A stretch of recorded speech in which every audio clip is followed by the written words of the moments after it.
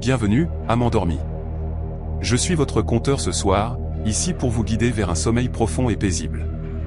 Avant de commencer, n'oubliez pas d'aimer cette vidéo et de vous abonner pour plus d'histoires avant de dormir. Dites-moi dans les commentaires d'où vous nous regardez et quelle heure il est. Et si une histoire vous intrigue particulièrement pour la prochaine fois, je serai ravi de la connaître. Ce soir, je vais vous raconter des histoires qui frôlent l'incroyable, le terrifiant, et parfois, le profondément humain. Des récits où la frontière entre réalité et mensonge s'estompe, où des vies basculent à cause d'une rencontre, d'un message, ou d'une obsession. Installez-vous, fermez les yeux, et laissez-moi vous emmener dans ces mondes où rien n'est jamais tout à fait ce qu'il semble être. Je ne pensais jamais être le genre de personne à me retrouver dans une histoire comme celle-ci. Pourtant, c'est souvent ainsi que commencent les récits comme le mien, avec quelqu'un qui jure qu'il ne tombera jamais dans un piège aussi évident. Je m'appelle Lena Whitmore, j'ai 30 ans aujourd'hui.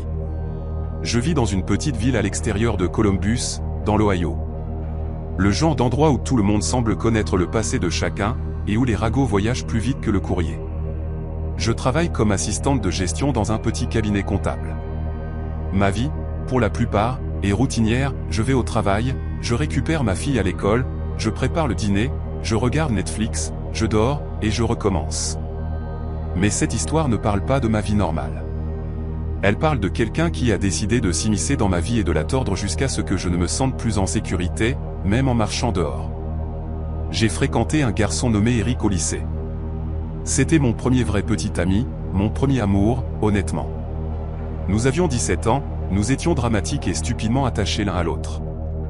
Il était grand, plutôt silencieux, avec ce sourire idiot qui me faisait toujours rire, même quand j'étais en colère contre lui. Nous passions des heures assis dans sa vieille Chevy, au bord du lac Miller, à parler de l'avenir, de l'université, du mariage, de la maison que nous achèterions un jour.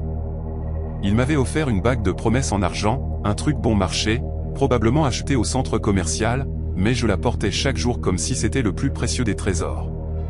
Comme la plupart des histoires d'amour adolescentes, cela n'a pas duré. Nous avons commencé à nous disputer pour des bêtises, puis pour des choses plus graves. J'ai fini par le tromper pendant une de nos ruptures, pensant que cela ne comptait pas puisque nous n'étions techniquement plus ensemble. Ce fut la pire décision de ma vie. Quand Eric l'a découvert, il a été écrasé. Il n'a pas crié, il n'a pas juré. Il m'a simplement regardé comme si je venais de lui arracher le sol sous les pieds. Ce regard m'a hanté pendant des années. Nous avons rompu pour de bon. Après le lycée, j'ai continué ma vie.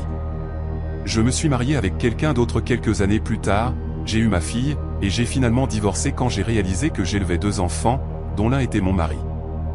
Des années plus tard, Facebook était encore relativement nouveau. Une nuit, par curiosité, j'ai recherché le nom d'Eric. Il est apparu, plus âgé, avec une barbe et un chien sur sa photo de profil. J'ai hésité, mais j'ai envoyé une demande d'amis quand même. Il l'a accepté quelques jours plus tard. Je lui ai envoyé un message, « Salut, je sais que ça fait une éternité, mais je voulais juste dire que je suis désolé pour la façon dont les choses se sont terminées entre nous. J'étais une gamine stupide. » Il a répondu, « Salut Lena, ne t'en fais pas. Nous étions tous les deux des gamins. Je suis content que tu ailles bien. » C'était tout. Simple, gentil, propre. Nous n'avons pas beaucoup parlé après ça. Peut-être un joyeux anniversaire ou un commentaire sur une photo. Rien de bizarre.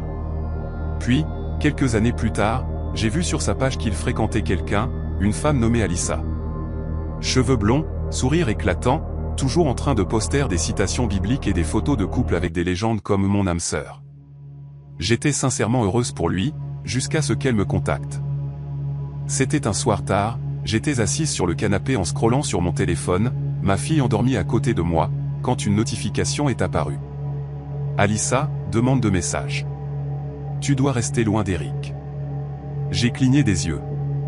Je ne lui avais pas parlé depuis des mois. Je ne sais pas de quoi tu parles, ai-je répondu. Tu crois que je ne vois pas tes petits messages? Espèce de insulte pathétique et désespérée.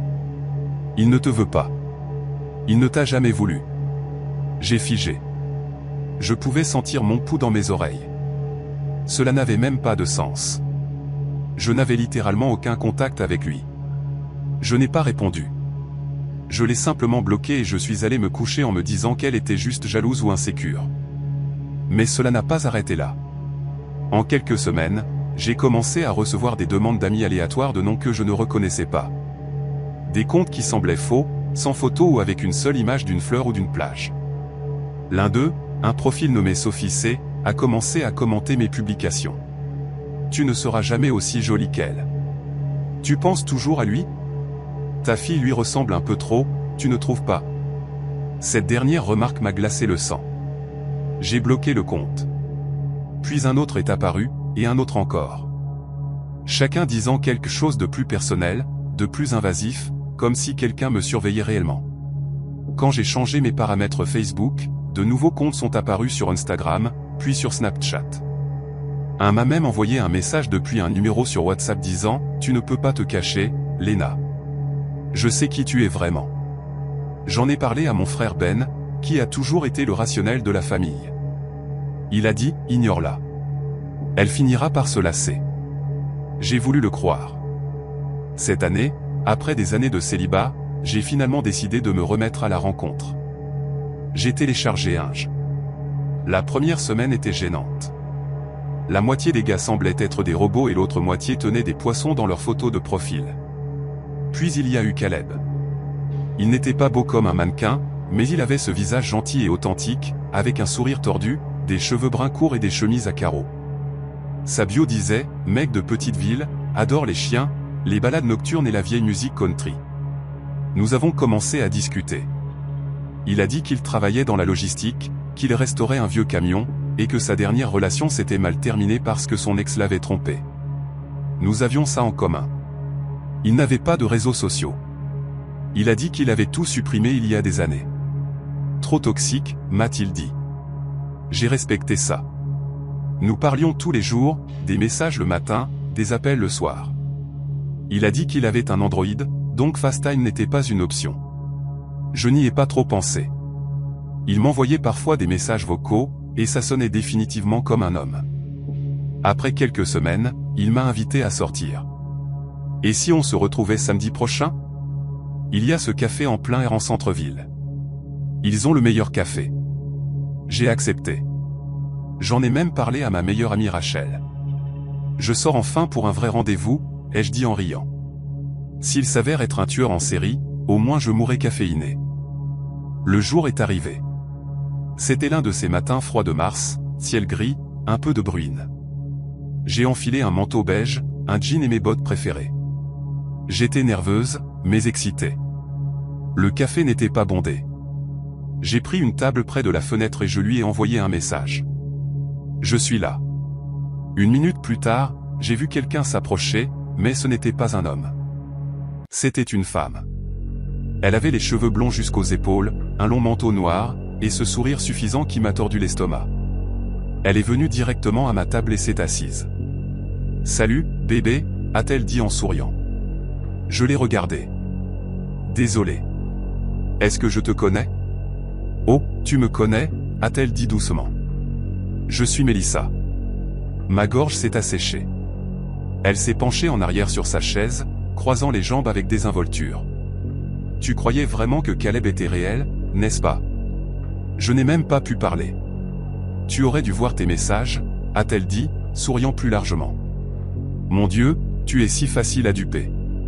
Tout ce blabla et j'ai hâte de te rencontrer. Tu sais à quel point tu as l'air pathétique. » J'ai finalement réussi à chuchoter, « Pourquoi fais-tu ça ?» Ses yeux se sont rétrécis.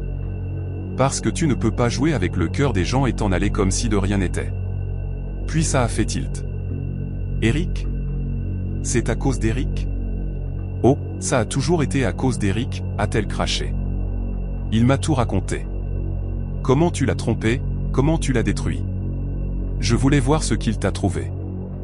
Devine quoi ?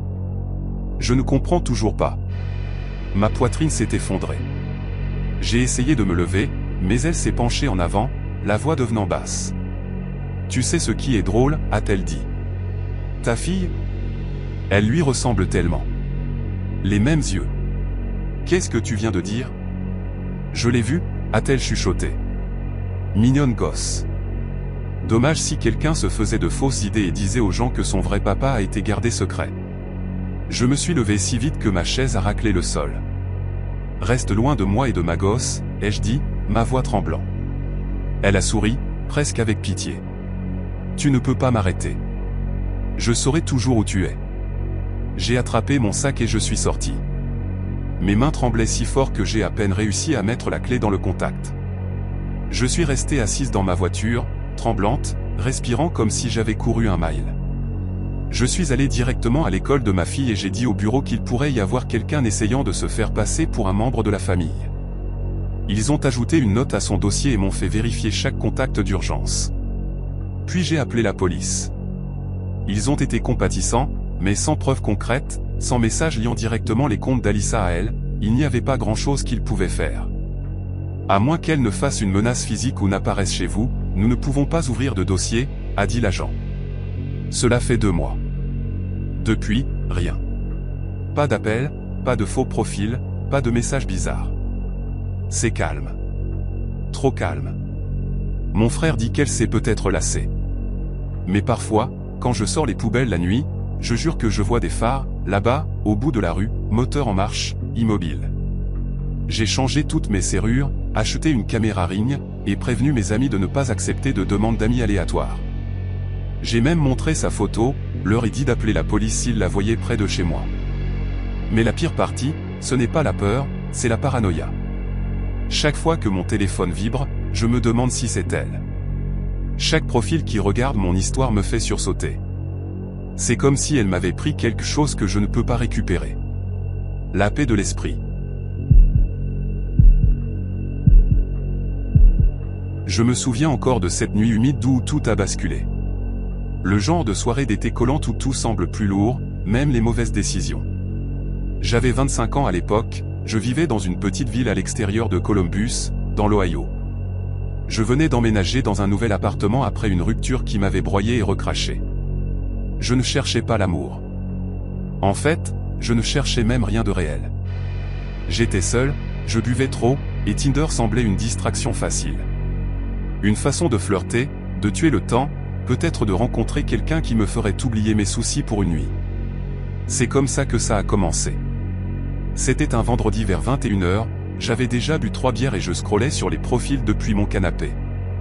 Je ne faisais pas vraiment attention, je sweepais à droite dès que quelqu'un attirait mon regard. Puis je l'ai vue. Brie, 24 ans, blonde, des yeux bleus perçants, un sourire à la fois doux et séducteur.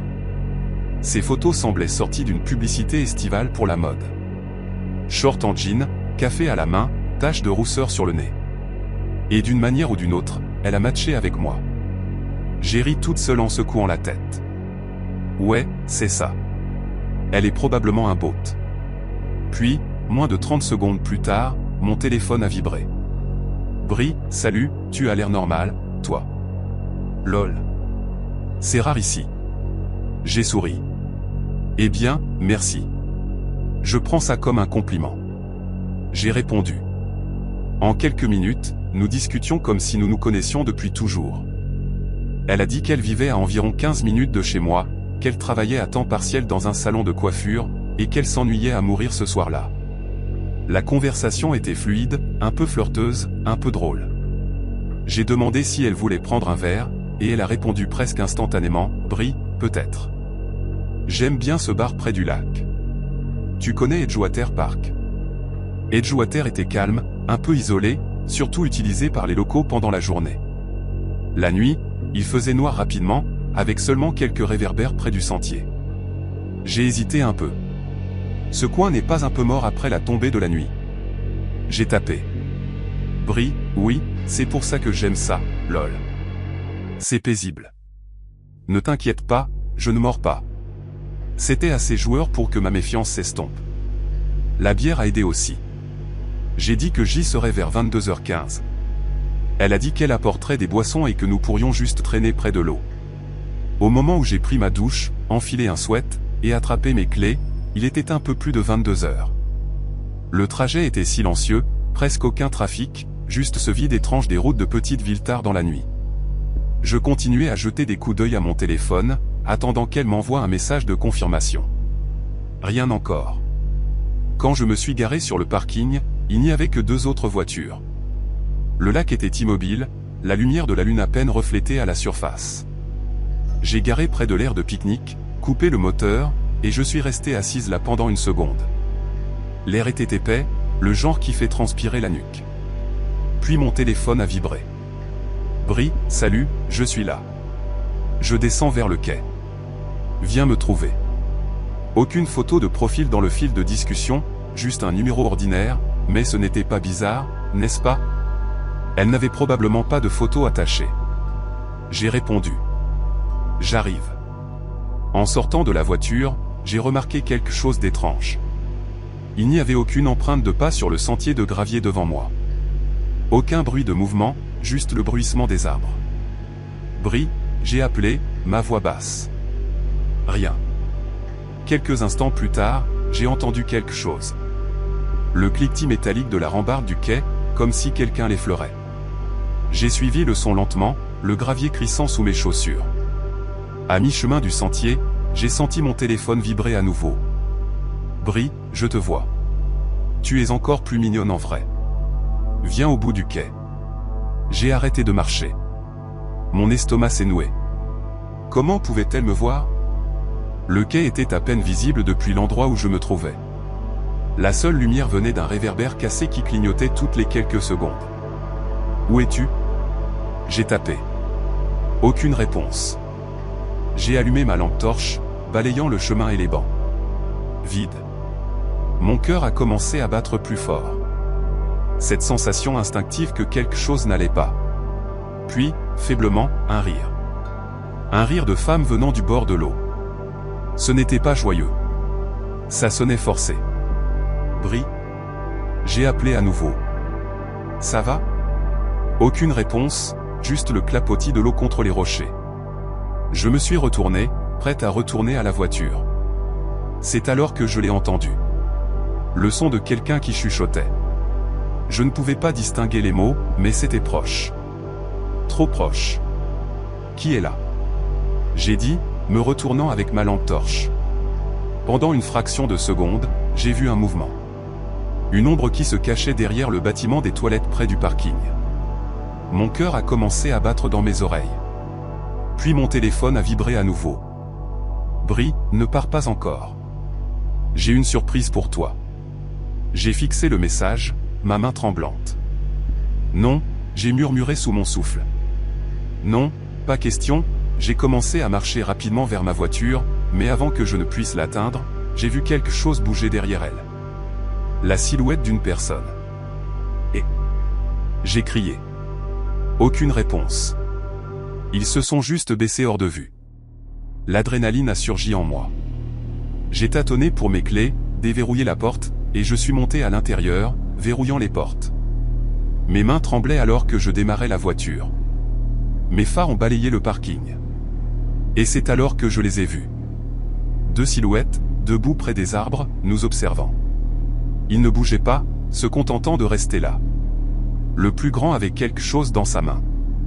Un téléphone, peut-être. Il brillait faiblement. J'ai mis la voiture en marche arrière, j'ai fait une marche arrière hors du parking et j'ai accéléré comme si ma vie en dépendait. Je ne me suis arrêté qu'à mi-chemin de chez moi, serrant le volant si fort que mes articulations étaient blanches. Quand j'ai finalement garé mon véhicule dans mon complexe d'appartements, mon téléphone a vibré à nouveau. J'ai presque pas regardé, mais quelque chose m'a fait jeter un coup d'œil. Numéro inconnu. Tu conduis vite. J'ai lâché mon téléphone comme s'il m'avait brûlé. J'ai appelé la police. Ils sont venus, ont pris un rapport, et m'ont dit que le parc avait vu des activités suspectes récemment. Des gens attirés là-bas par de faux profils de rencontres. Aucune arrestation encore. Le lendemain matin, j'ai vérifié Tinder. Le profil de Bray avait disparu, supprimé. Ou peut-être qu'il n'avait jamais existé en premier lieu. Le détective m'a dit plus tard que le numéro utilisé pour m'envoyer des messages était un téléphone prépayé acheté dans une station-service à 2 villes de là. Aucune trace, aucune identité, juste disparu. Pendant des semaines après, je n'ai pas pu dormir. Chaque fois que je conduisais la nuit, je me surprenais à vérifier mes rétroviseurs, convaincu que j'étais suivi. J'ai même pensé à supprimer tous mes réseaux sociaux. Mais ensuite, j'ai réalisé que cela ne changerait pas ce qui s'était passé. J'ai simplement arrêté d'utiliser les applications de rencontres. À ce jour, parfois, quand je suis dehors tard, peut-être en train de courir chercher à manger ou autre chose, j'ai cette même chair de poule, cette même sensation que quelqu'un m'observe. Et de temps en temps, tard dans la nuit, je reçois un message texte aléatoire d'un numéro inconnu. Habituellement quelque chose de simple comme « Salut, tu es réveillé ». Je ne réponds plus jamais parce que je sais mieux. Parce que j'ai déjà rencontré Brie. Et je ne marche plus dans ce piège. Je me souviens encore de cette nuit d'hiver où j'ai téléchargé Tinder pour la première fois. C'était fin décembre 2016. Je venais de rentrer de mon premier semestre à l'université dans l'État de New York. Les examens étaient terminés. Mes amis étaient dispersés à travers le pays et les nuits semblaient interminables. Ma mère travaillait des doubles shifts à l'hôpital. Ma petite sœur restait chez une amie pour la semaine et j'étais juste ennuyé. Alors, un soir, allongé sur le canapé dans mon sweat, regardant des rediffusions de The Office sur Netflix, j'ai pensé, pourquoi pas essayer ce truc Tinder ? Tout le monde sur le campus en parlait comme d'une sorte de loterie secrète des rencontres.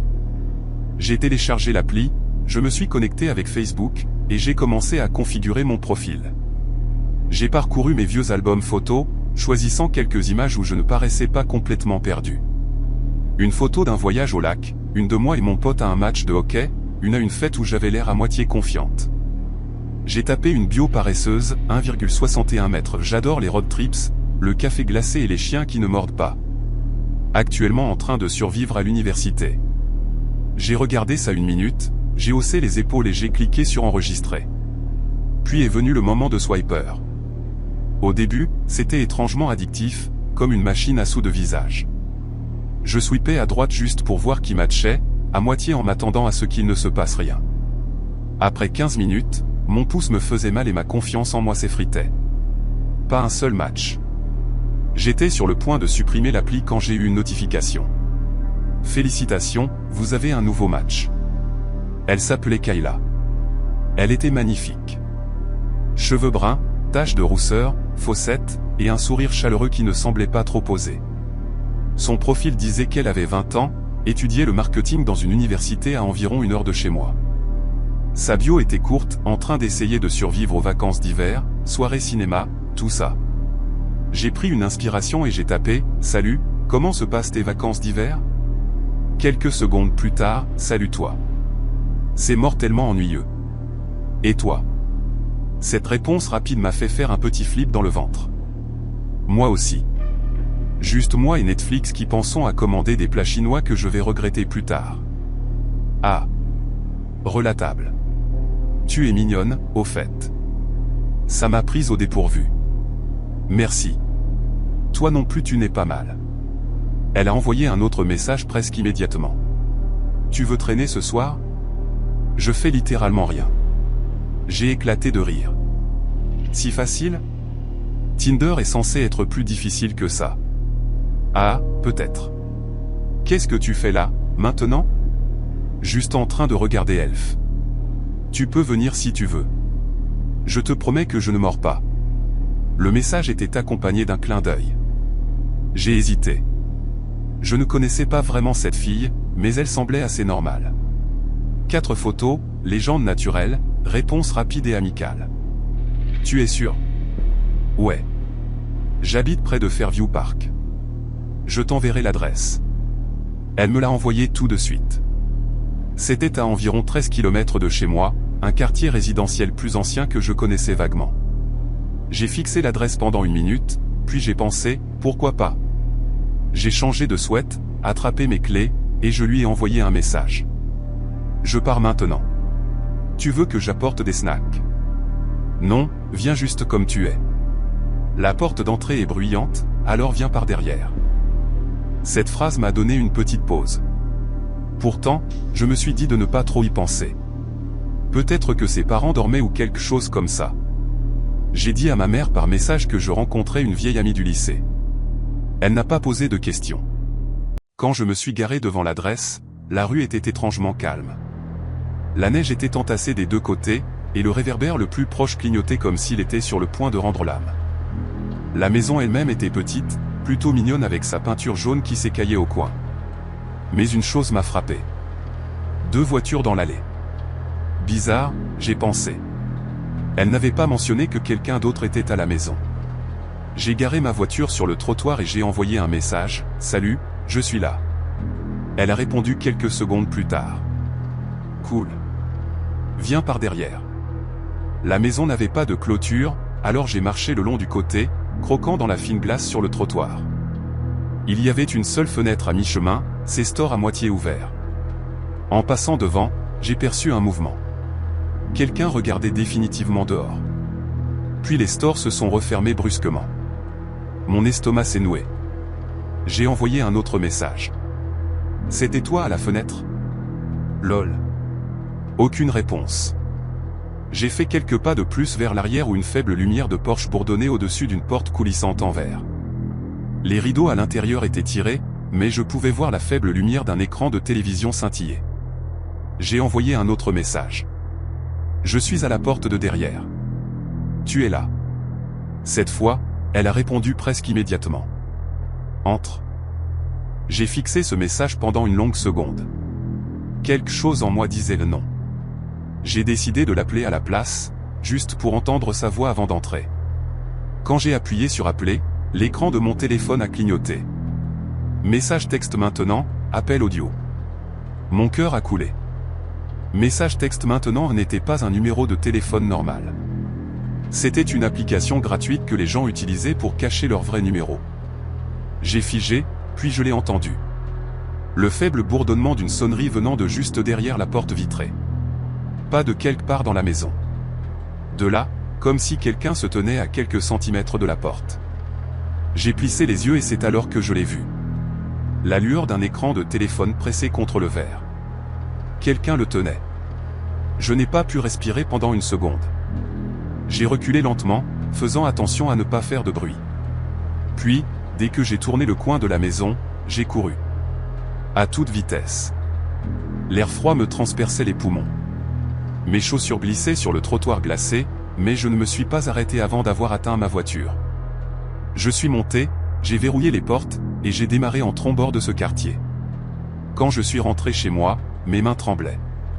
Mon téléphone n'a pas arrêté de vibrer. 15 messages non lus. Je les ai ouverts. Où es-tu parti ? Tu es déjà parti. Reviens. Tout va bien. Et, n'aie pas peur. Lol, on voulait juste te rencontrer. Puis 3 messages qui m'ont glacé le sang. Je ne suis pas vraiment Kayla, mais je suppose que tu l'as compris. Aucune loi n'a été enfreinte. Je sais à quoi tu ressembles maintenant. J'ai bloqué le numéro instantanément, supprimé l'appli, et je suis resté là à fixer mon reflet dans l'écran noir de mon téléphone. Je n'ai rien dit à personne cette nuit-là. Ni à ma mère, ni à mes amis. Comment l'expliquer sans avoir l'air d'une idiote ? Le lendemain matin, la curiosité a eu raison de moi. J'ai repassé devant la maison une fois pendant la journée. Elle était complètement vide. Fenêtre condamnée, boîte aux lettres remplie de prospectus, neige couvrant les marches avant comme si personne n'y était allé depuis des semaines. Je ne me suis pas arrêté. Je n'ai pas pris de photos. Je suis juste passé et je ne suis jamais retourné près de Fairview Park. Depuis, j'ai utilisé Tinder quelques fois, mais seulement pour scroller quand je m'ennuie. Je ne rencontre plus jamais personne. Pas après cette nuit-là, parce que parfois, la personne à qui vous parlez ne fait pas semblant d'être quelqu'un d'autre. Parfois, ils attendent juste derrière la porte. Je me souviens de cette nuit comme si c'était hier. J'avais 15 ans, maladroit, peu sûr de moi, et désespérément en quête de quelqu'un, n'importe qui me voit vraiment. À cette époque, je passais la plupart de mes soirées penché sur mon vieux Dell argenté dans ma chambre à Cedar Hill, une petite ville à l'extérieur de Saint-Louis. Ma mère travaillait de nuit au dîner et mon père était parti depuis longtemps, alors c'était juste moi et le bourdonnement silencieux de cet écran d'ordinateur. Un vendredi après l'école, ma meilleure amie Alice s'est penchée à travers notre table de déjeuner et a dit « Eh, tu te souviens de cette photo que tu as postée la semaine dernière ? Mon ami l'a vue et pense que tu es vraiment jolie. Il a demandé s'il pouvait te parler. » J'ai ri, faisant semblant que ce n'était pas grave, mais mon estomac a fait un flip. « Qui est-il » ai-je demandé. Il s'appelle Ryan. Il a 17 ans. Il va dans une autre école, joue au baseball. Il est un peu timide, mais il est gentil. Je pense que tu l'aimeras. À 15 ans, c'était tout ce que j'avais besoin d'entendre. Un mec mignon plus âgé qui me trouvait jolie. J'étais accro avant même de voir son visage. Cette nuit-là, j'ai reçu un DM sur Twitter. Orion C. et allez m'a parlé de toi. J'espère que ce n'est pas bizarre que je te contacte. Ce n'était pas bizarre pour moi. En fait, ça ressemblait à la meilleure chose qui m'était arrivée depuis des mois. Il a dit qu'il n'avait pas Facebook à cause de problèmes de sécurité familiale.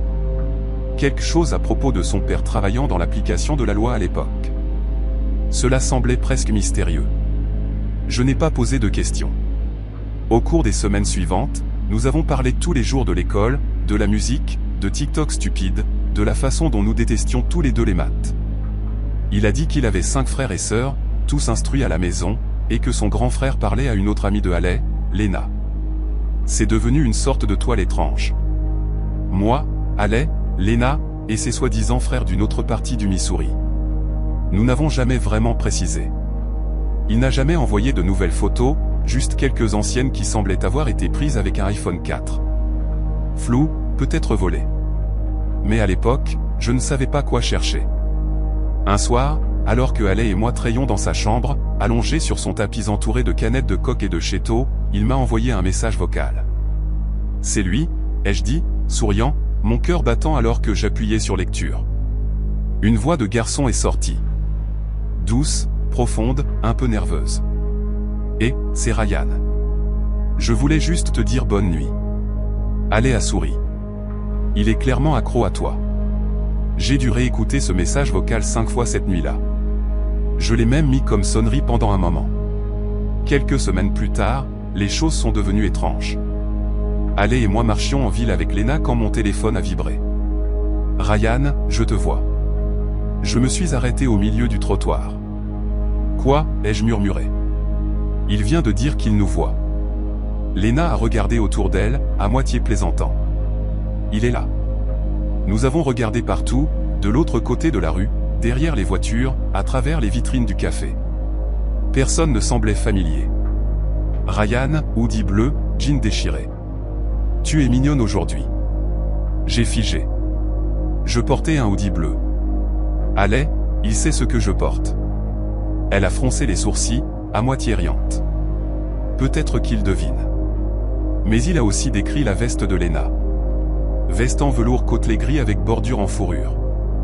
Cette nuit-là, je n'ai pas pu dormir. L'écran de mon téléphone brillait dans le noir alors que ces messages continuaient d'arriver. Tu n'as pas besoin d'avoir peur. Je voulais juste te voir en personne. Le lendemain, j'ai demandé à Haley où il vivait. Elle a hésité. Il déménage beaucoup. Sa famille est bizarre pour donner des adresses. C'était la première fois que je sentais que quelque chose clochait. Les semaines ont passé. J'ai commencé à ignorer ses messages. Je me suis dit que ce n'était que du drame en ligne et des trucs stupides d'ado. Mais ensuite, Haley a commencé à agir différemment, silencieuse, distraite. Un jour, pendant le déjeuner, elle a éclaté en sanglots. La famille de Ryan a eu un accident de voiture. Un grave. Sa petite sœur est à l'hôpital. Je ne sais même pas s'il est encore en vie. Mon estomac s'est noué. J'ai attrapé son bras. Oh mon Dieu, tu es sérieuse? Elle a hoché la tête, tremblante, essuyant des larmes qui ne voulaient pas s'arrêter. Je ne peux pas y croire. Il m'a envoyé un message ce matin et maintenant plus rien. J'ai envoyé des messages à Ryan toute la nuit. Aucune réponse. 3 jours plus tard, j'étais en cours quand mon téléphone a vibré. Un message de lui. Ryan, et je vais bien. Mon frère ne s'en est pas sorti, par contre. J'ai halté à voix haute. Le professeur m'a regardé, surpris. Après l'école, Haley avait l'air ravagée, comme si elle n'avait pas dormi depuis des jours. Son mascara était étalé, ses mains tremblaient. Elle a dit qu'elle prenait du temps pour gérer tout ça. Mais le timing était bizarre. Chaque fois qu'elle sortait de la pièce pour envoyer un message, je recevais un message de Ryan quelques minutes plus tard. Un soir, j'ai remarqué quelque chose d'impossible. Ryan, tu me manques. Quelques secondes plus tard, j'ai reçu un texto de Ale. Tu es la seule personne qui me comprend parfois. Les messages étaient identiques.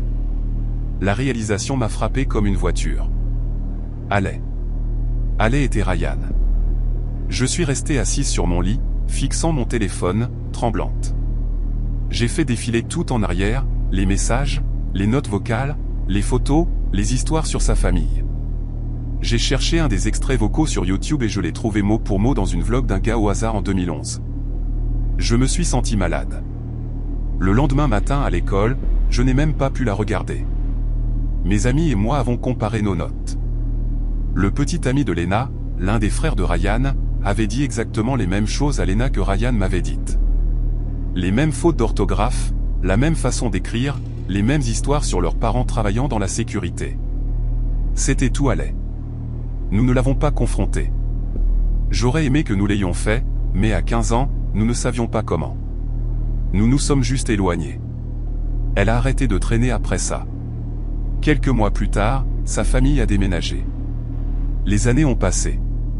J'ai grandi, j'ai eu un vrai petit ami, j'ai obtenu mon diplôme, je suis allé à l'université.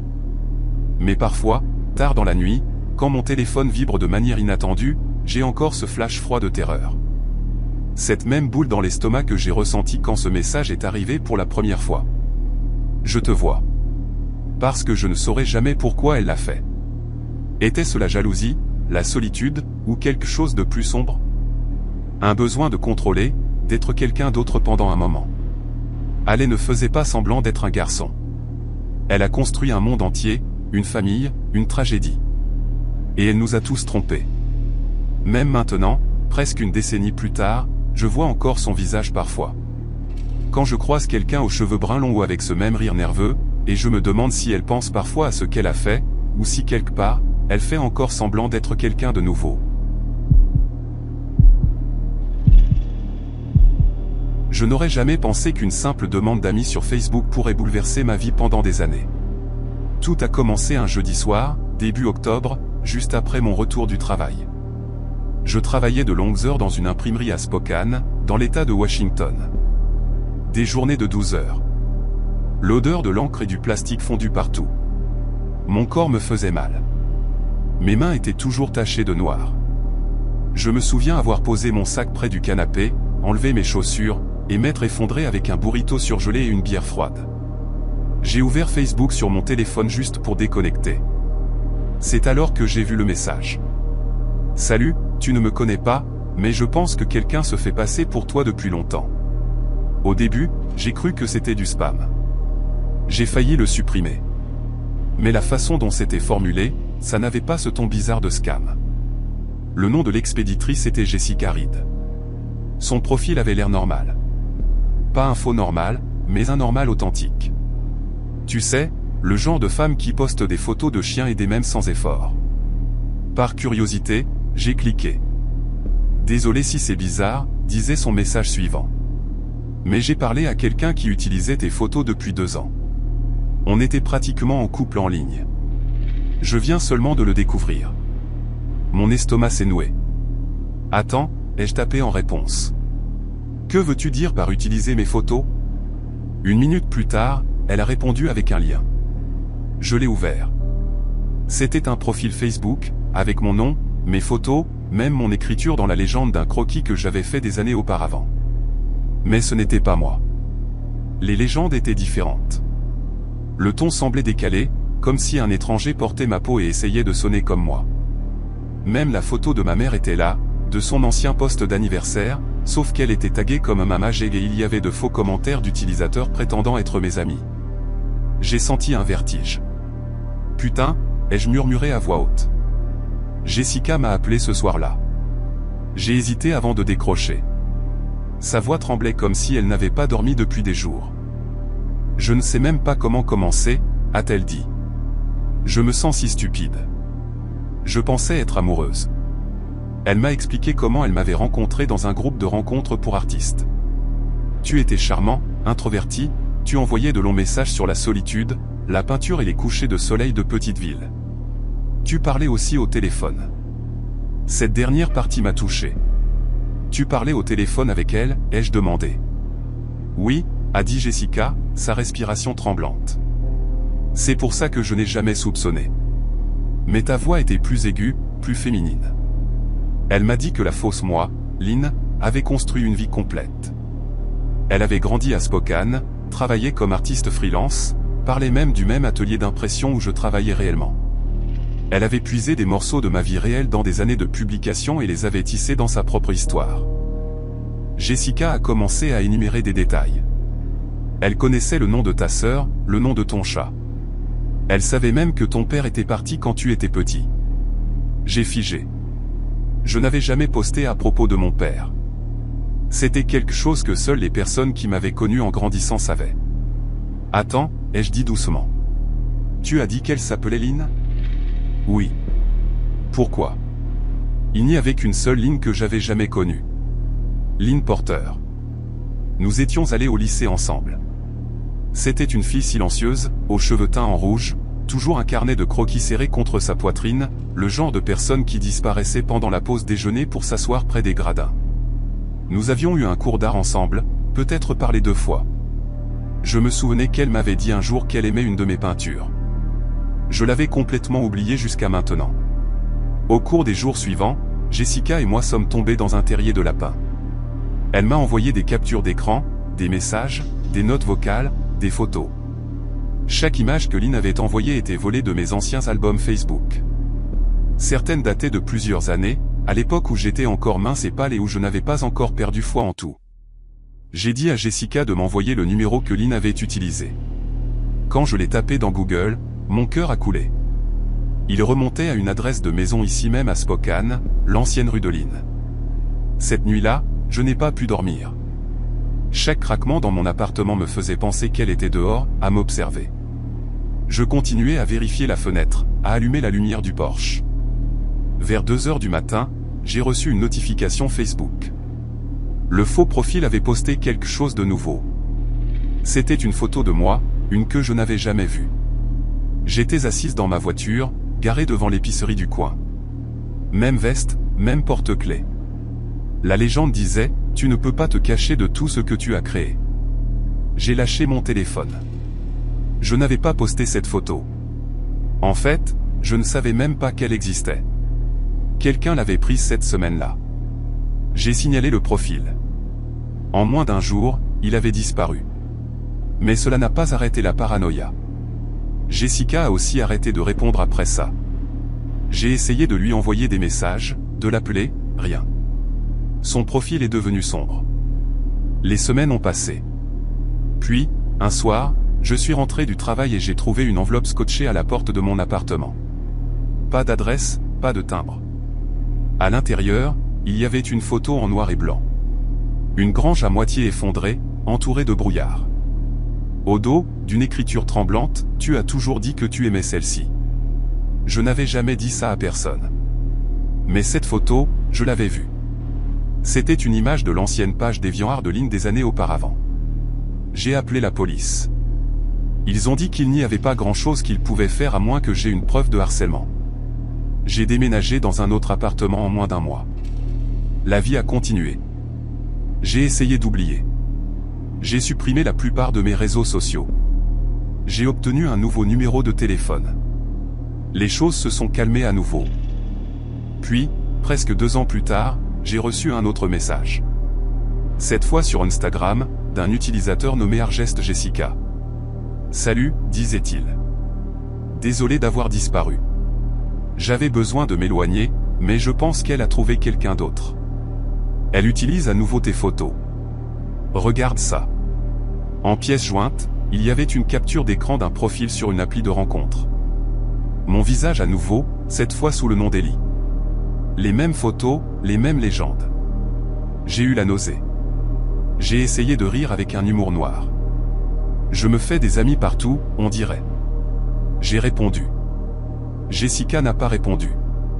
Quand j'ai cliqué à nouveau sur son profil, il avait disparu. Supprimé. Quelques semaines plus tard, mon téléphone a vibré alors que j'étais au travail. Numéro inconnu. Contre mon meilleur jugement, j'ai répondu. Allô ? Il y avait une respiration à l'autre bout. Puis une voix, douce, presque tremblante. tu n'aurais vraiment pas dû tout me prendre. J'ai figé. Qui est à l'appareil? La voix a ri doucement. Tu ne te souviens pas de moi, n'est-ce pas? C'est le problème. Tu ne te souviens jamais de moi. Clic, la ligne a été coupée. Je suis resté là à fixer mon téléphone, mon cœur battant si fort que je pouvais l'entendre dans mes oreilles. Cela fait presque 8 ans maintenant depuis ce premier message. Parfois, je reçois encore des demandes d'amis aléatoires de profils qui semblent bizarres. Même esthétique, même vieille photo. Parfois les noms sont différents, mais les légendes sonnent familières. Je garde des captures d'écran de tous au cas où quelque chose arriverait. Ce qui me hante le plus, ce n'est pas la peur qu'elle revienne. C'est la pensée qu'elle n'est peut-être jamais partie. Peut-être qu'elle est toujours là-bas, utilisant mon visage, mon nom, mes souvenirs pour vivre une autre vie que je ne verrai jamais. Parfois, quand je fais défiler les commentaires de inconnus en ligne, je vois des réponses qui ressemblent étrangement à des choses que j'avais l'habitude de dire, des phrases que je tapais autrefois. Comme si de petits morceaux de moi étaient dispersés dans des conversations que je n'ai jamais eues, dans des souvenirs que je n'ai jamais vécus. Et la pire partie, certaines nuits, je rêve que je suis elle, vivant sa fausse vie, parlant à ses faux amis, me sentant aimé. Quand je me réveille, je ne peux plus dire quelle version de moi est réelle. Je n'aurais jamais pensé me faire avoir comme ça. Pas moi. J'étais la fille silencieuse en dernière année.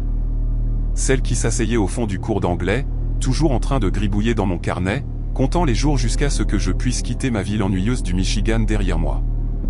Mon petit ami de 2 ans, Tyler, venait de me larguer pour une lycéenne de première qui portait du gloss rose pâle et postait des versets bibliques sur son MySpace.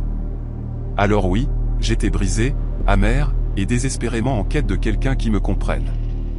C'est alors que j'ai rencontré Alex. Tout a commencé sur IM. Vous vous souvenez de ces notifications tardives? Ce petit son loading qui faisait battre votre cœur? Oui, c'était mon addiction. Son pseudonyme était Bleeding Stereo 88, et son premier message était « Bleeding Stereo 88, tu as un excellent goût en musique. Tu aimes Brand New, hein ?» J'ai cligné des yeux en regardant l'écran. Ma photo de profil était littéralement moi dans un sweat à capuche de Taking Back Sunday. Moi? Ouais, c'est mon groupe préféré. Toi aussi? Bleeding Stereo 88, évidemment, personne d'autre dans cette ville ne les connaît même. Et juste comme ça a commencé. Chaque nuit. Chaque putain de nuit. Il a dit qu'il avait 19 ans, vivait à environ 1 heure de là, dans l'Ohio, travaillait à temps partiel dans un magasin de disques, et jouait de la guitare dans un groupe punk local. Il était tout ce que je voulais. Cheveux noirs, un piercing à la lèvre, ce smudge d'eyeliner parfait qui lui donnait l'air d'avoir survécu à une crise émotionnelle. Je restais éveillé jusqu'à 3 heures du matin à discuter avec lui, chuchotant à l'écran comme s'il pouvait vraiment m'entendre. Quand il tapait, ça donnait l'impression qu'il était dans ma tête. Alex, tu n'es pas comme les autres filles. Moi? Qu'est-ce que ça veut dire, Alex? Je le pense. Tu as l'air réel, pas fausse. Tout le monde est en plastique. Il disait des trucs comme ça. Le genre de choses qui te font oublier de respirer. Mais oui, il y avait des drapeaux rouges. Parfois, les photos qu'il envoyait semblaient bizarres. L'une ressemblait à un gamin sur une affiche de concert. Une autre à une photo floue prise dans une salle de bain. Une autre où sa couleur de cheveux semblait différente. Mais l'eyeliner était cohérent. L'ambiance correspondait. Et honnêtement, je m'en fichais. Je voulais y croire.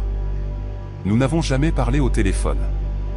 Il disait « Mon micro est cassé » ou « Je déteste le son de ma voix » ou « Mes colocataires dorment ». Toujours une excuse. Je n'ai pas trop insisté. J'avais peur de le perdre. Quand l'été est arrivé, nous étions officiellement ensemble. Il m'appelait son haut pour toujours. Il écrivait de longs messages comme de la poésie sur la façon dont nos âmes s'étaient connectées avant même que nous naissions. Cringe maintenant, mais à 17 ans, ça sonnait comme du destin.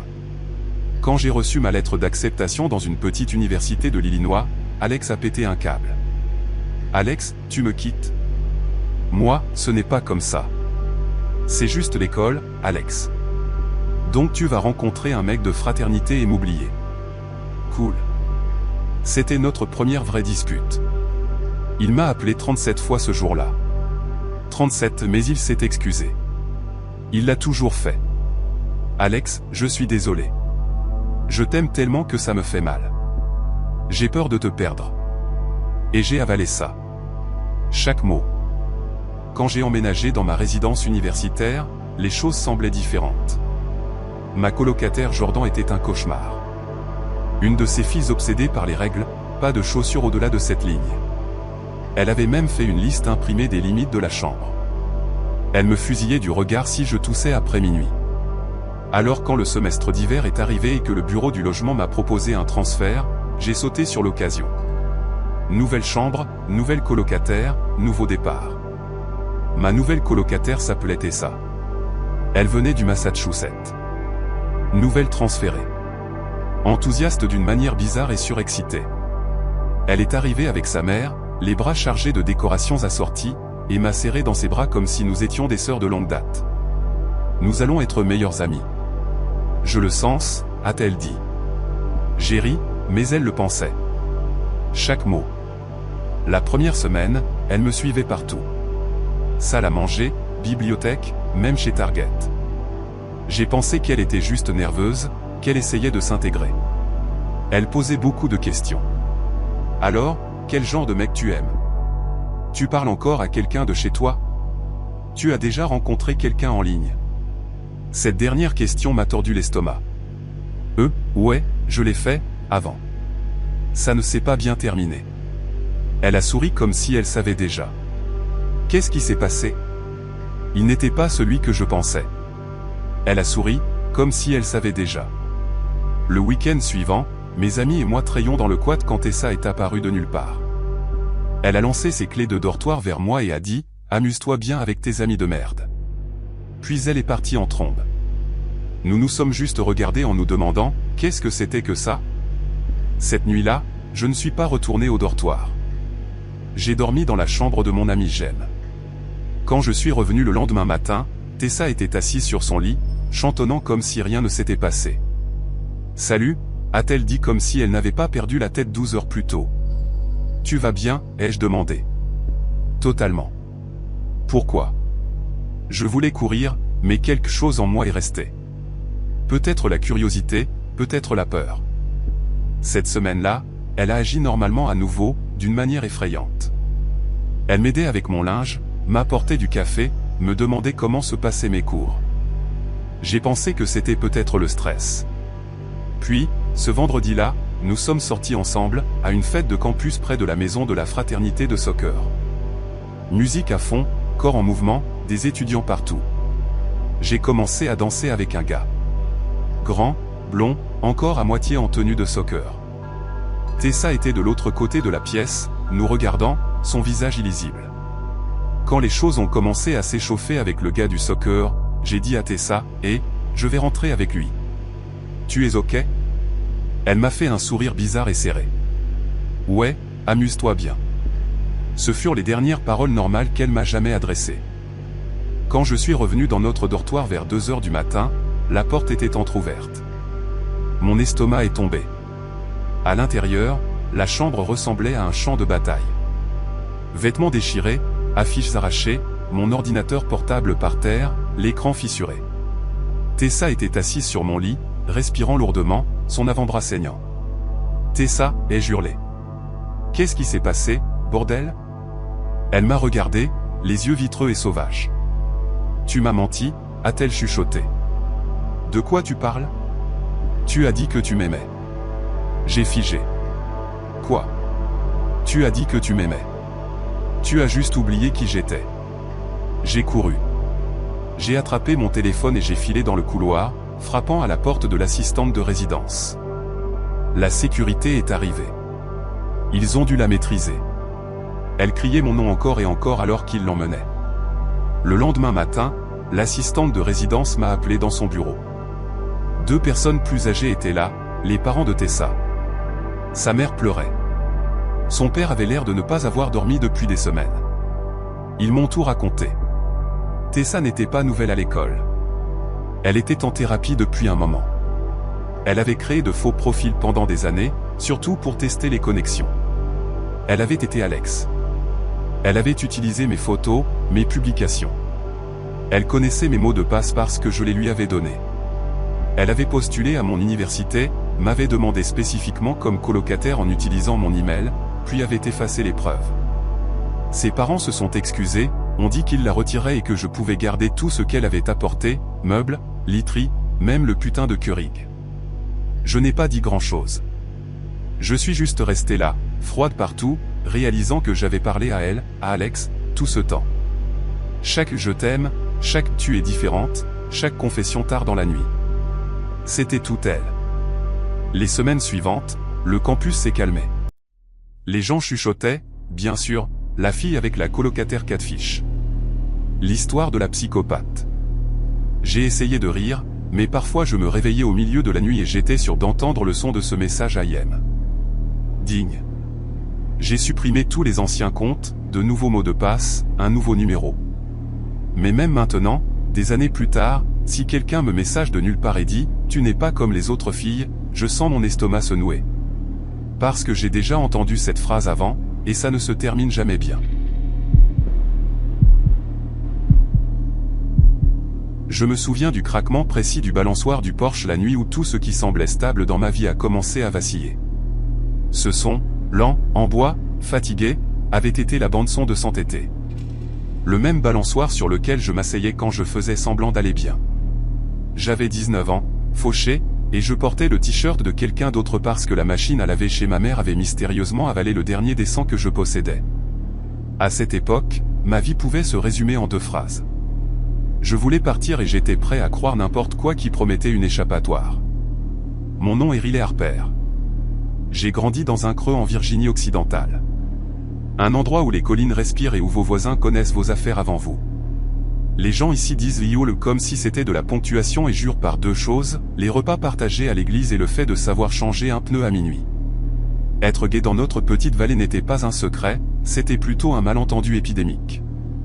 Un chuchotement qui montait en regard perçant dans les allées de l'épicerie et en longues explications moralisatrices à table. Mes parents m'aimaient, mais l'amour dans ma maison ressemblait à de l'inquiétude dans une Bible qu'ils feuilletaient comme une armure. Pendant longtemps, j'ai appris à avaler des morceaux de moi-même pour que le repas familial n'ait pas le goût d'un tribunal.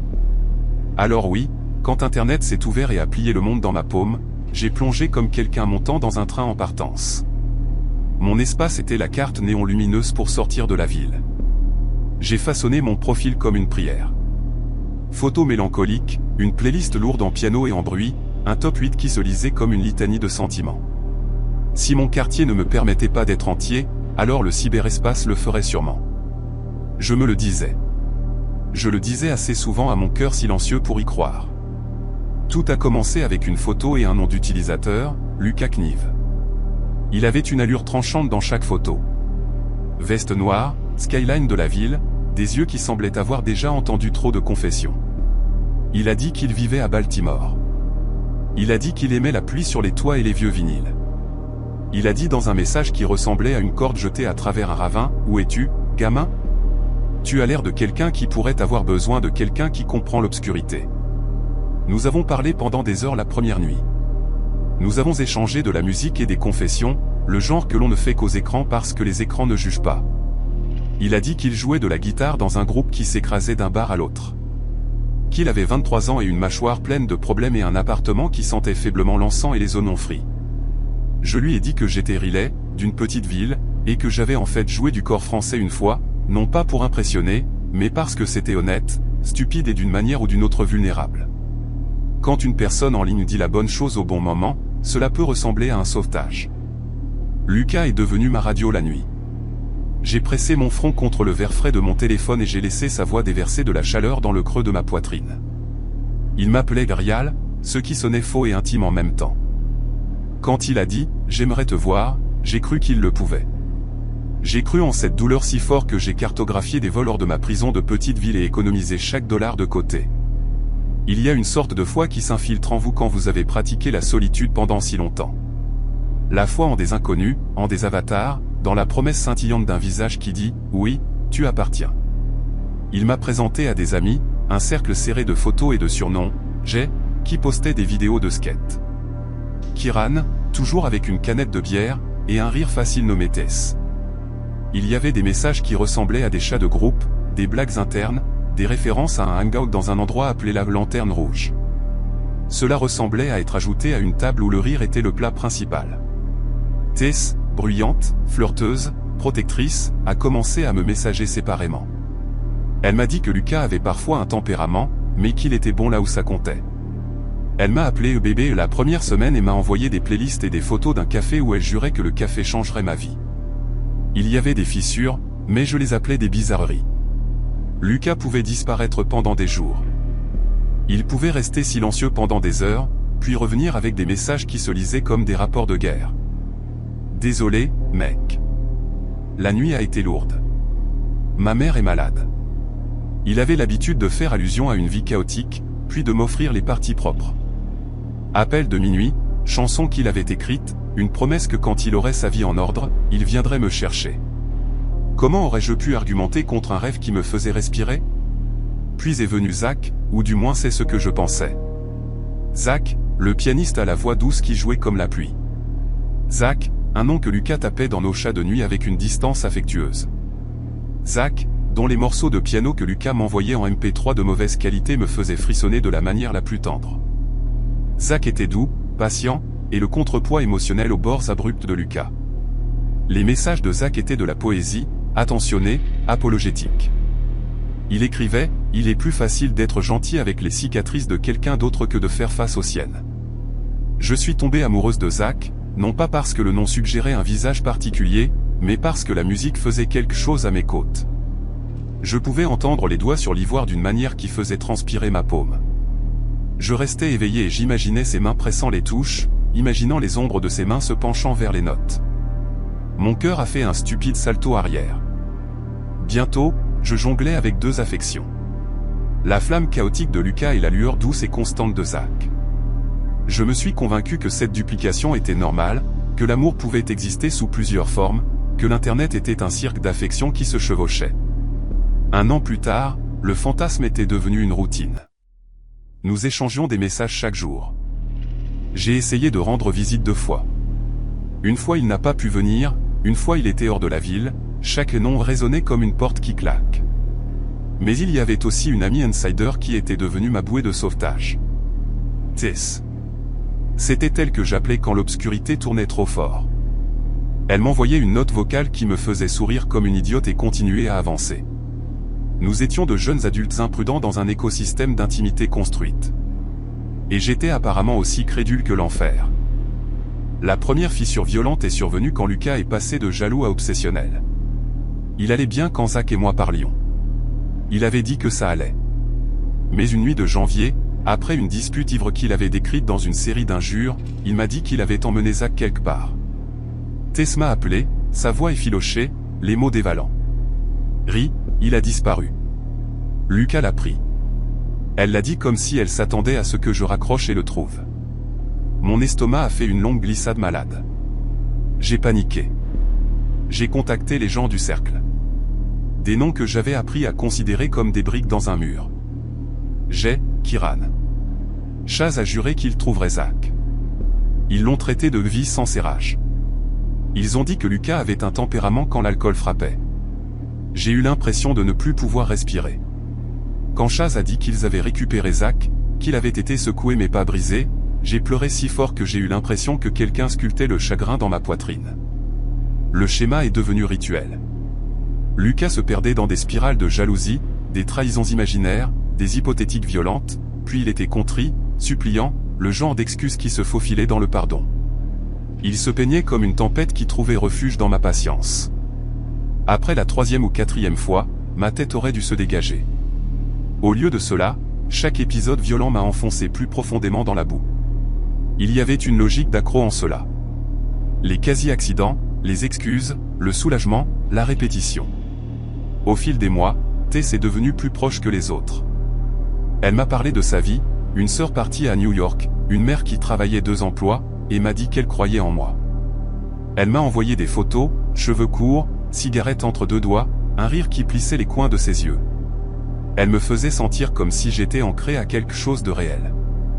Je suis allé en Maryland une fois pour la rencontrer. Elle était aussi vivante en personne que sa photo le suggérait. Cela ressemblait à visiter une île ensoleillée. Puis est venu le premier moment où j'ai réalisé que les choses ne collaient pas. Zach est mort, ou du moins c'est ce que Tess m'a dit le 14 février. Elle m'a appelé en sanglotant. Elle a dit que ses poumons s'étaient remplis et qu'il était parti dans la nuit. Je me souviens d'un vide aspirant le monde. Je me souviens des façons juvéniles dont mon corps a essayé de faire face. Boire jusqu'à ne plus me souvenir de mon nom. Conduire comme quelqu'un essayant de frotter contre l'immortalité.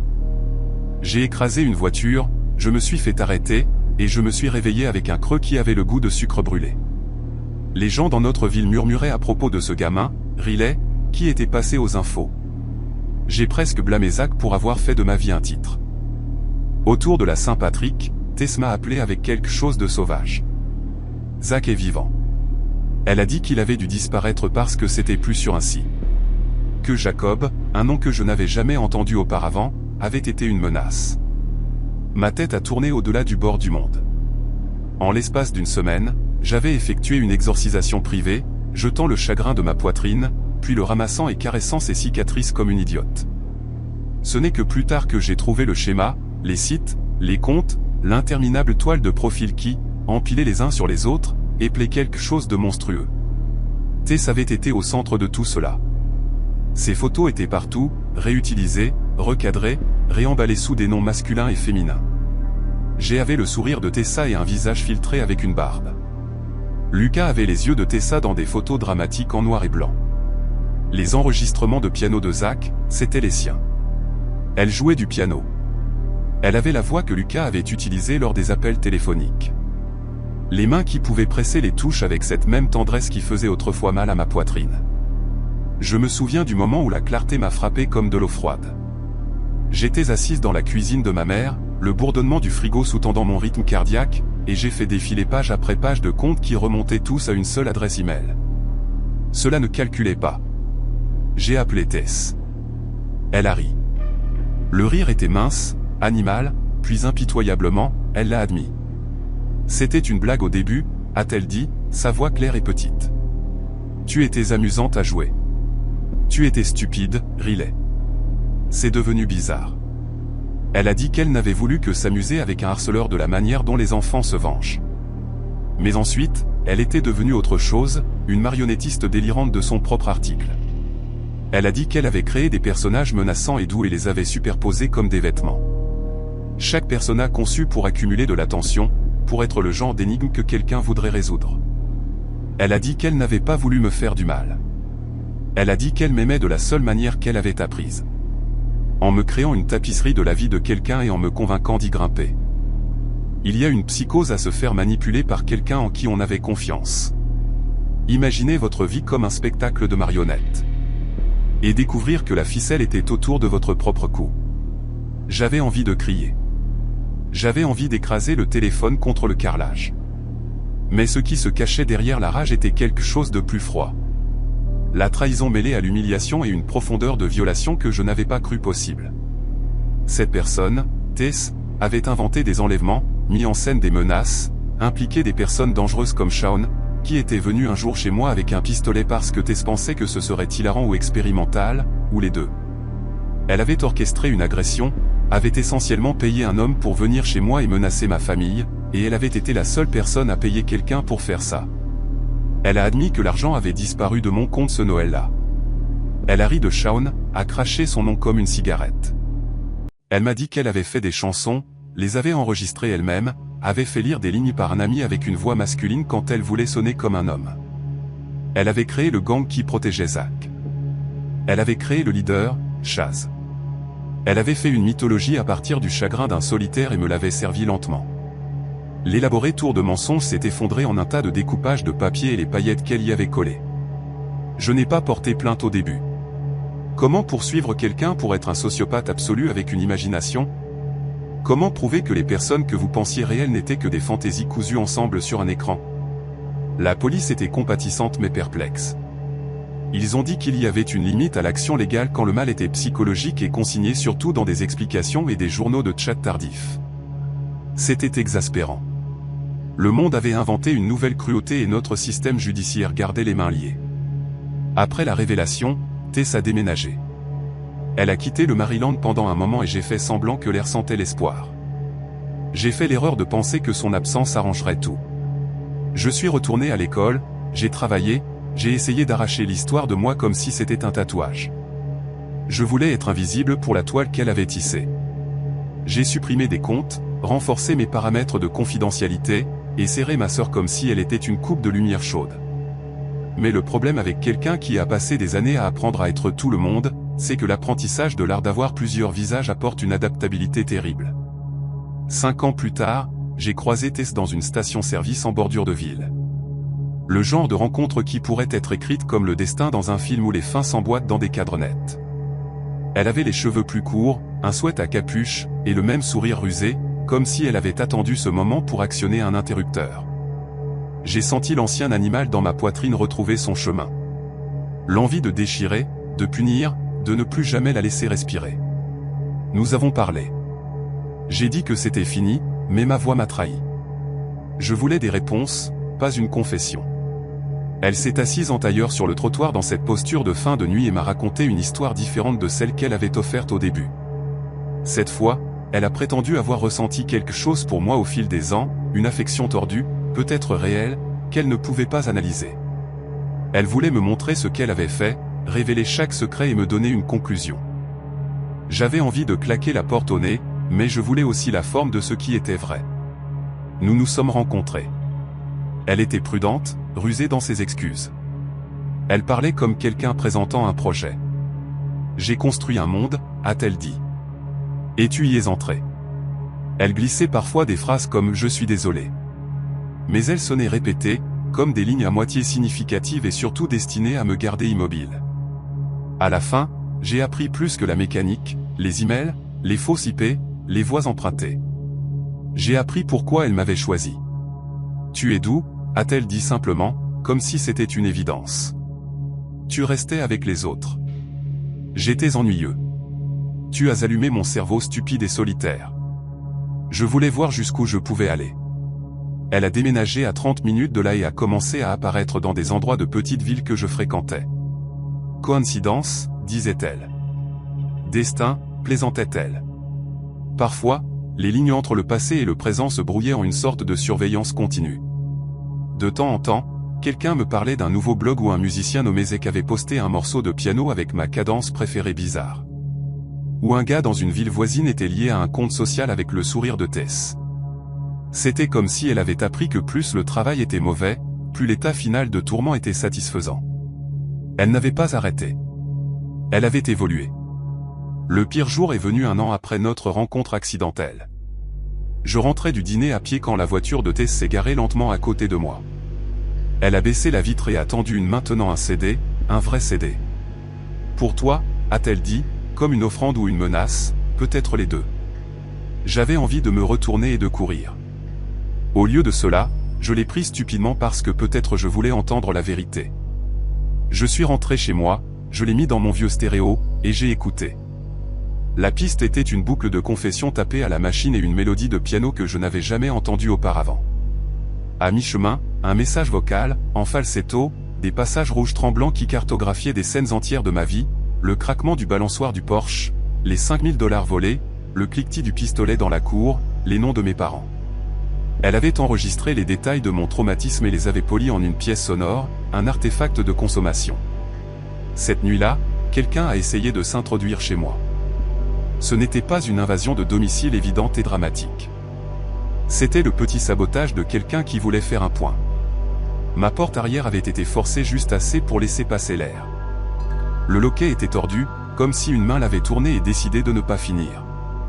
Le doudou de ma sœur était déplacé sur le porche.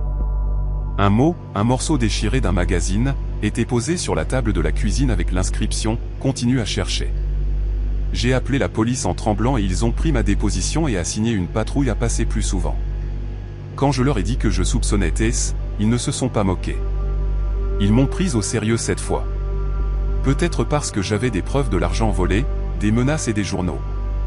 Ou peut-être parce que quelque chose dans le schéma d'escalade de Tess rendait les officiers nerveux. Ils m'ont averti, ne t'engage pas. Ne la confronte pas, laisse-les gérer ça. Ce conseil sonnait comme du sel frotté sur une plaie ouverte. Quelqu'un avait essayé de forcer ma maison à cause des répercussions d'un mensonge qui avait commencé avec un sourire et un faux nom. Ils ont arrêté Tess finalement dans une petite chambre de motel à 3 villes de là. Les accusations étaient compliquées. Harcèlement, conspiration pour commettre un préjudice à cause de Shaun. Vol. L'argent manquant avait une trace papier compliquée qui remontait directement au compte qu'elle contrôlait et une série de crimes informatiques. Le drame de la salle d'audience avait une étrange théâtralité. Tess était assise avec ses cheveux en chignon serré, le visage petit et pâle, et parfois elle avait l'air de pouvoir pleurer. À d'autres moments, elle souriait quand l'accusation récitait le catalogue horrible de ses inventions. Les gens dans les petites villes ne réagissent pas bien aux histoires qui défient les lignes morales nettes. Il y avait des gens qui voulaient dire que je m'étais mise en danger pour attirer l'attention. Il y avait d'autres qui m'appelaient naïve. Mais à l'intérieur du tribunal, j'ai ressenti une validation externe dont je n'avais pas réalisé que j'avais besoin. Mon traumatisme n'était pas juste une rumeur folle. C'était une preuve et ça comptait. L'affaire a pris beaucoup de temps. Tess a eu l'approbation pour certaines accusations, du temps en prison pour d'autres, une variété d'ordres restrictifs et de services communautaires comme un puzzle assemblé à la hâte. Le résultat semblait creux à certains endroits et tranchant à d'autres. Elle a purgé assez de peine pour que je puisse dormir sans imaginer le craquement des pas sur mon escalier chaque nuit. Les ordres restrictifs ont donné à ma famille une couverture de protection légale. Les procureurs m'ont donné un sentiment de vindicte, une chose que je pensais ne jamais trouver. Mais les cicatrices, les façons dont je mesurais les intentions d'un inconnu avec la même prudence que je mesurais le sucre quand je faisais des gâteaux, ont mis plus de temps à changer. Ce qui m'est arrivé n'est pas une morale nette. Je n'ai pas obtenu une gloire édifiante. Je n'ai pas acquis de sagesse en chapitre net. Ce que j'ai obtenu, c'est un corps d'expérience comme une voiture cabossée, fonctionnelle en apparence, mais portant toujours une marque là où l'impact a frappé. J'ai appris à me protéger, oui, mais pas par amertume autant que par autoprotection. J'ai appris à vivre avec la peur sans laisser celle-ci façonner mon futur. J'ai appris que la gentillesse envers moi-même ressemblait parfois à ranger les appareils et à économiser mon argent dans des bocaux dans le placard. J'ai aussi appris que les gens peuvent être terribles de manière presque créative. Tess avait été une artiste de la cruauté, créant des méchants et des saints à partir de rien et voyant comment ces histoires pouvaient réorganiser la vie de quelqu'un. La reconnaissance de cette vérité était un poison et un antidote. Cela m'a guéri de la dernière once d'espoir naïf que quelqu'un en ligne serait simplement comme il se présentait. Mais cela m'a aussi libéré de l'autoculpabilisation. J'ai arrêté de penser que le monde m'avait échoué parce que j'avais été trompé. J'étais juste une personne de plus prise dans le filet de la compulsion de quelqu'un d'autre. Il y a des jours où j'aimerais pouvoir revenir en arrière et être le gamin qui pensait que la réponse était aussi simple que se connecter. Il y a des matins où je me réveille encore avec mon téléphone allumé et vérifie les notifications comme un vieux rituel. Mais la boucle plus serrée de ma vie maintenant est petite et délibérée. Un travail que je ne déteste pas, même si je le respecte. Des amis qui ont été comme des points de suture. Une sœur qui m'appelle Rial et le pense de toutes les manières qui comptent. Je prends mon café noir à moins qu'un ami n'insiste pour que je l'essaie avec de la crème. Je vais en thérapie, parfois à contre-cœur, parfois avidement, et je parle d'un catalogue d'horreur comme s'il s'agissait d'articles sur un ticket de caisse. Parfois, tard dans la nuit, je m'assois sur le balançoire de mon Porsche et j'écoute le vieux bois se plaindre et je pense à l'horizon. Le monde m'a enseigné une leçon de la manière la plus dure, que les gens peuvent mentir avec une artistrie extraordinaire, et que parfois ils le font parce qu'ils sont seuls ou affamés d'attention ou simplement cruels. Mais le monde m'a aussi enseigné une leçon de rétablissement. Que les personnes qui vous aiment resteront avec vous à travers les moments bizarres. Que le système juridique, aussi imparfait soit-il, peut parfois être une défense quand quelqu'un ne cessera pas de grimper dans votre jardin. Et que vous pouvez maladroitement et obstinément recoller vos morceaux brisés ensemble. Tess n'est jamais revenue après le procès. Elle s'est trouvée un nouveau nom dans un nouvel endroit et la rumeur disait qu'elle avait commencé un blog où elle écrivait des histoires à la première personne et se demandait pourquoi les gens les lisaient comme des confessions alors qu'elles étaient censées être des expériences. Je ne la suis pas. Je ne veux pas que sa voix trace le bord de ma journée. Une fois par an après tout, elle m'envoyait une carte postale d'un skyline de ville que je n'avais jamais vu. Et au dos, elle écrivait « J'espère que tu vas bien ». Je l'ai jetée dans le tiroir avec un petit triomphe silencieux. Je suis prudente maintenant. Je garde ma vie principalement hors ligne et quand je vais en ligne, c'est avec des filtres en acier et des volets de scepticisme. Je joue encore de la musique parfois, Mes doigts se souviennent avec tendresse du corps français et de la douleur d'être un gamin avec cet instrument dans les mains et je chante pour moi-même comme si c'était une émission de radio privée. J'invite des amis à s'asseoir sur le balançoire du Porsche avec moi pour attendre les tempêtes comme des personnages dans une histoire qui passera. Nous buvons de la bière froide et utilisons le mot IO comme de la ponctuation. Et ma sœur me parle de sa vie et de la façon dont même si le monde peut être une grosse machine méchante, il y a des parties de la petite ville qui vous gardent en sécurité. Parfois, les gens me demandent pourquoi je raconte ça maintenant. Peut-être parce que les secrets pourrissent. Peut-être parce que la vérité, désordonnée, grise et longue, doit être entendue. Peut-être parce que je veux que quiconque écoute sache que la pire chose à propos de se faire berner n'est pas la naïveté. C'est la courbe d'apprentissage qui vous laisse méfiant envers votre propre cœur. Si vous lisez ceci depuis une chambre avec un écran qui brille comme minuit, écoutez-moi. Soyez prudent. Faites confiance à votre instinct. Mais ne le laissez pas vous transformer en forteresse. Soyez gentil, mais soyez aussi préparé. Et quand quelque chose semble trop beau pour être vrai, quand quelqu'un en ligne construit une vie entière comme un cadeau pour vous, rappelez-vous que les gens peuvent être des conteurs. Et parfois, l'histoire est pour eux, pas pour vous. J'ai commencé cette histoire sur un balançoire de Porsche. Je la termine toujours sur le Porsche, mais le balançoire a une nouvelle corde et le bois a été poncé lisse. Les cicatrices sur le banc sont toujours là. Petits cercles et nœuds que les charpentiers n'ont pas pu effacer. Ils me rappellent les choses qui sont arrivées, les mensonges, les ecchymoses, la façon dont ma famille s'est serrée quand le danger a frappé à la porte. Ils me rappellent aussi la façon dont je suis resté obstiné et j'ai attendu que le matin arrive. Ces histoires, aussi variées soient-elles, partagent un thème commun, la vulnérabilité humaine face à l'illusion, à la manipulation, et à la quête désespérée de connexion. Elles nous rappellent que derrière chaque écran, il y a des vies réelles, des émotions tangibles, et parfois, des dangers insoupçonnés. Si ces récits vous ont touché, je vous invite à partager vos propres expériences ou réflexions dans les commentaires. Avez-vous déjà été confronté à une situation où la réalité et l'illusion se sont mêlées? Comment gérez-vous la méfiance et la confiance dans un monde de plus en plus connecté? N'oubliez pas de vous abonner pour plus d'histoires captivantes, et de partager cette vidéo avec ceux qui pourraient en tirer des leçons. Bonne nuit, et dormez bien.